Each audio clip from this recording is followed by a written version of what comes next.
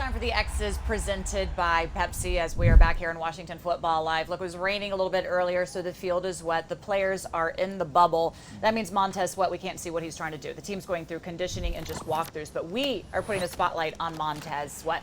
A fan asked me on Twitter to do player spotlight, so I went to our producer, Ace, and I said, can we do this? We're listening to you, fans. He said, yes, we can.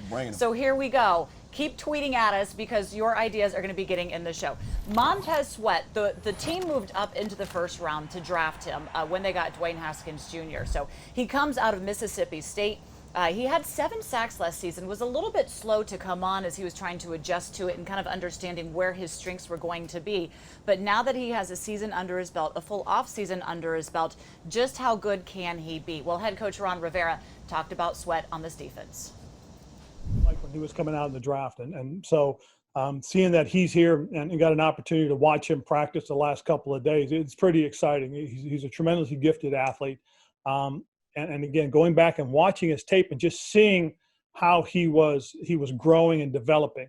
I'll be honest, just kind of going back and looking at him from his college tape and remembering him, putting his hand in the ground and how explosive he was off the line of scrimmage, and then seeing it again, with his hand in the ground, knowing that this is a guy that I think with his ability and Chase's ability and that whole group of guys we have the ability to have a Well, Coach also got to see his speed and his athleticism because he has sack a half in that game against Carolina, of which Ron Rivera was then released after, which opened the door for him to come here to D.C. Talking a lot, Santana, about like the second-year players and the development of them. You say, there's the opportunity, or I guess it wouldn't be an opportunity. Some of them end up going to a sophomore slump as they adjust, but there is also the opportunity for a lot of them to be able to have that season under the belt, the playing time in, and to really grow their game. Where do you see it going for Sweat? I look at the things that he has around him right now.